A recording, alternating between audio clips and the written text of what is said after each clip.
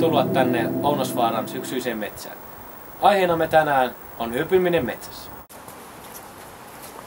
Tulkapa kaikki tänne näin, niin katsotaanpa kartasta, mihin me mennään yöksi.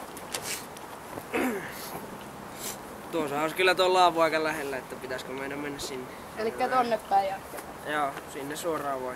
Kyllä. Menkää me sinne. Mennään sinne. Hei, pitäisköhän pistää teltta pystyyn, pojat? Nyt olemme saapuneet hyvälle telttapaikalle, joka on tarpeeksi tasainen. Tällä hetkellä näemme kuin nuoriso kokoaa telttaa.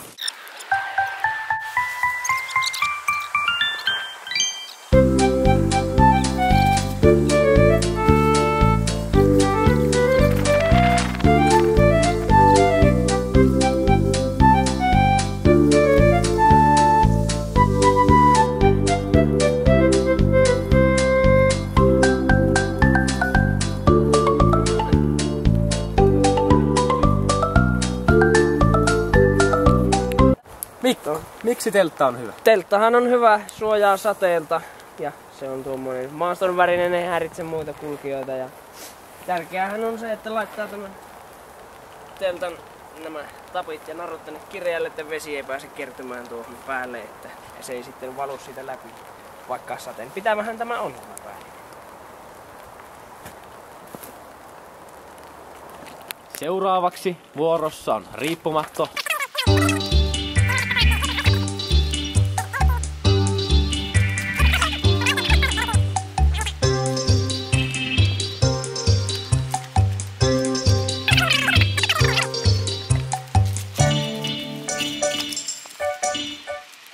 No niin, riippumattohan on kätevä olla mukana retkellä. Se on kevyt, helppo kantaa, helppo pystyttää mihin vaan, nopeasti saadaan kasaan.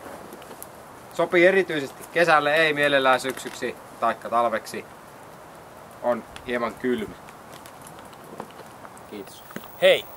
Seuraavana vuorossamme on pivipussi, joka siis laitetaan makuupussin päälle. Se estää erilaiset sään vaihtelut, eli tuulen ja vesisateen. Sitä voi käyttää myöskin talvella, eli se on lämmin. Se on kevyt kantaa mukana, ja Mikko voinkin kertoa meille, miltä se tuntuu.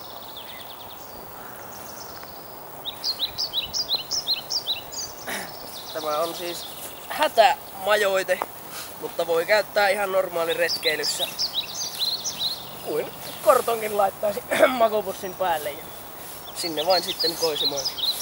Voi nukkua taivas alla ilman mitään suurempaa sateensuojaa ja pysyy kuivana. Seuraava nukkumispaikkamme on kuusen alla. Kuusen alla on hyvä nukkua kesäisin, jos on lämmin ilma. Se suojaa myöskin pieneltä vesisateelta ja tuulelta. Ja katsokaa, siellähän Ulla onkin.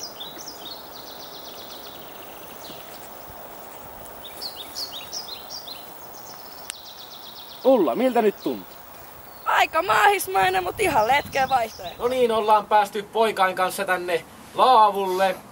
Tässä on hyvä nukkua niin kesäisin kuin talvisinkin. Myöskin laavupaikalla on se hyvä puoli, että sillä on nuotiopaikka, joka voi lämmittää sinua talvisin. Olli, kerro meille, miltä nyt tuntuu? Tuntuu erittäin hyvältä. Laavussa on mukava nukkua, paljon suojaa, tuli lämmittää, makuupussi on lämmin, kun olet sen sisällä mahdollisimman vähissä vaatteissa. Ja makuupussi tulee olla vuoden ajan mukainen, talvella lämmin untuva pussi ja kesällä ohuempi makuupussi.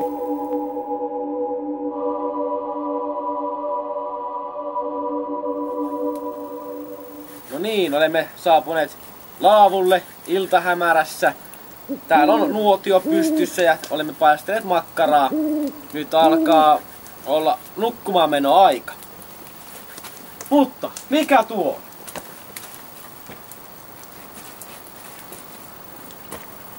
Se on pupu.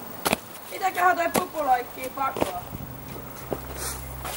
Hei, mikä tuo?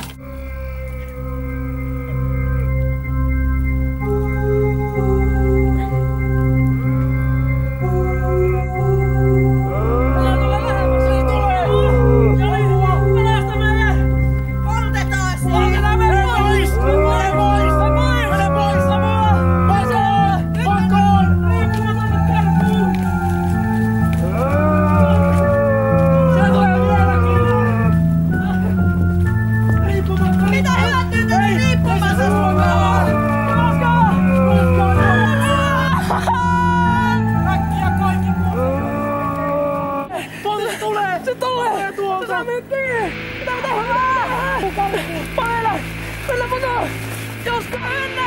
Kaikki telttaa piiloon!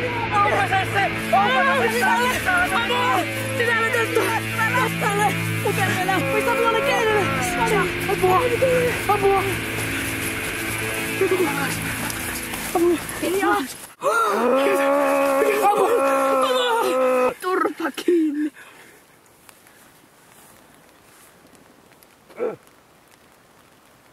Minä palaan!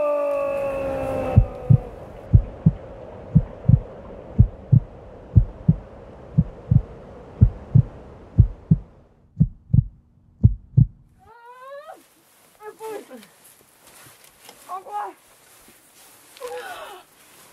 Apua! Siis... Näettekö te jotain punaisia kiiluvia silmiä tuolla? Mitä? Mikä painajainen. Missä? Ei. Ootteko te varmoja? Joo. Heijasti näkyy, mutta ei tällä muuta näy. Okei. No jatka vaan uniin. Kaikki hyvin. Yöpymisessä metsässä tulee ottaa ennen kaikkea huomioon oikeanlainen varustus. Säätila. Ja tutustua ennalta tulevaan retkeilypaikkaan. Ja ennen kaikkea. Varokaa mörköjä.